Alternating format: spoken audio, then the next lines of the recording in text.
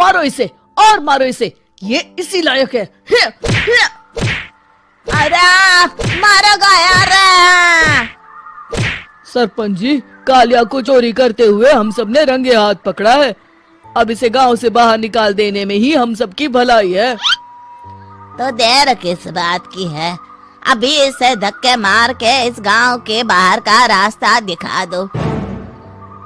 अरे सरपंच जी, ऐसा मत करिए, मुझे एक मौका और दीजिए, मैं दोबारा कभी चोरी नहीं करूंगा। लेकिन गांव वाले उसकी एक नहीं सुनते और उसे मार मार के गांव की सीमा के बाहर निकाल देते हैं। ऐसी घड़ी का आविष्कार कर लिया है जिसे पहनकर कोई भी इंसान गायब हो सकता है। हाँ हाँ, तुमने बिल्कुल सही कहा डॉक्टर जर्माटो।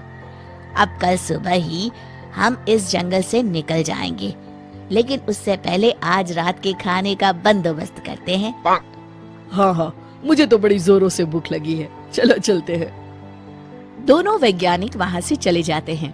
उनके जाते ही कालिया प्रयोगशाला में दाखिल होता है। अच्छा, तो ये बात है। कालिया बड़े से कांच के अंदर रखी घड़ी को बाहर निकाल लेता है और अपनी कलाई पर बांध लेता है। फिर घड़ी में लगा बटन दबा देता है। कालिया को एक जोरदार झटका लगता है। कालिया अपने आप को आईने में देखता है तो उसका पूरा शरीर पूरी तरह से गायब हो चुका होता है। अब तो जो चाहे वो कर सकता हूँ। सबसे पहले मैं उन सभी को सबक सिखाऊंगा। गांव वालों, मैं आ रहा हूँ। कालिया गांव की ओर चल पड़ता है। थोड़ी देर के बाद दोनों वैज्ञानिक वहां आते हैं। अरे ये क्या, लगता है कोई हमारी घड़ी चुरा कर ले गया है। ये देखो पैरों के निशान। अब क्या होगा, अगर वो घड़ी किसी गलत हाथों में पड़ गई तो अनर्थ हो जाएगा। तुम चिंता मत करो, हमारी घड़ी में जो बैटरी लगी है ना, वो सिर्फ 24 घंटे चलेगी। उसके बाद वो घड़ी काम करना बंद कर देगी। उधर दूसरी तरफ गांव में सरपंच अपने घर में सो रहा होता है। तभी एक आहट से उसकी नींद खुल जाती है। अरे कौन है, कौन है वहाँ? बड़े मजे से सो रहा है। आज मैं तुझे नहीं छोड़ूंगा। कालिया पास में पड़ा डंडा उठाकर सरपंच की पिटाई शुरू कर देता है। ये ले, और ये ले, इसी लायक है, ले। आप मर गए। अरे अरे ये क्या हो रहा है? अरे अरे कोई बचाओ मुझे, मेरे घर में भूत आ गया है। सही कहा, मैं भूत ही तो हूँ, ये ले। अरे भूत जी, मैंने आपका क्या बिगाड़ा है? मुझे छोड़ दीजिए, आपको क्या चाहिए? तेरे घर में जितना भी पैसा है ना, मुझे ला कर दे दे, तब मैं तुझे छोड़ दूंगा और यहाँ से चला जाऊंगा। सरपंच अपनी तिजोरी से पैसे निकालकर एक बड़े कपड़े में बांधकर जमीन पर रख देता है और कालिया वो सारा पैसा लेकर वहाँ से चला जाता है। दूसरी तरफ जमींदार गांव के चौराहे पर खड़ा कुछ लोगों से बात कर रहा होता है। इस कमीने जमींदार ने भी मुझे बहुत पीटा था, इससे भी बदला लेना तो बनता है। हाँ? जमींदार अचानक अपने आप को चांटे मारने लगता है। अरे भाई ये क्या हो रहा है? जमींदार साहब, अब ठीक तो है ना? अरे मुझे नहीं पता भाई।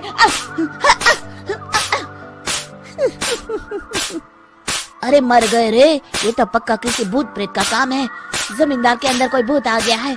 इससे पहले कि ये हमारे अंदर आ जाए, मनोहर भाई, अपनी जान बचानी है तो भागो यहाँ से। ये क्या? अरे बाप रे बाप, मुझे तो भूतों से बड़ा डर लगता है। मैं तो चला यहाँ से।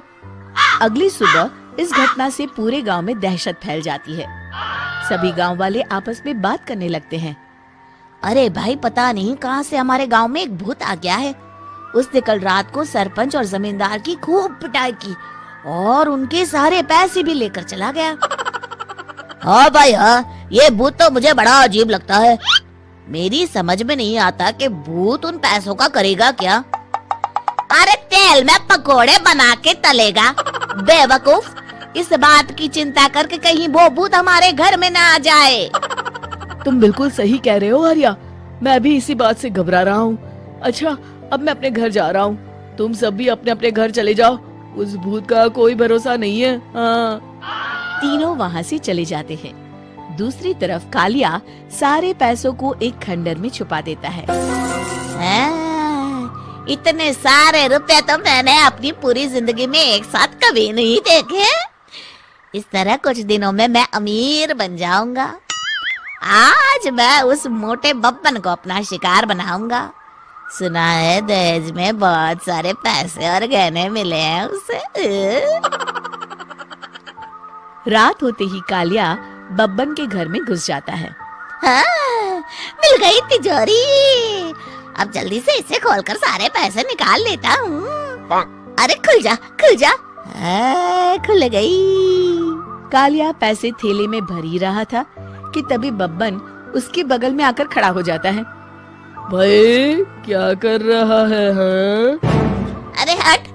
अरे तेरी इतनी हिम्मत! मैं तेरे सामने खड़ा हूँ और तू फिर भी मेरी तिजोरी से पैसे चुरा रहा है। अरे मैं तो गायब हूँ, तू मुझे कैसे देख रहा है? कालिया अपनी घड़ी को देखता है। अरे इसे क्या हो गया है? हाय, लगता है बैटरी खत्म हो गई।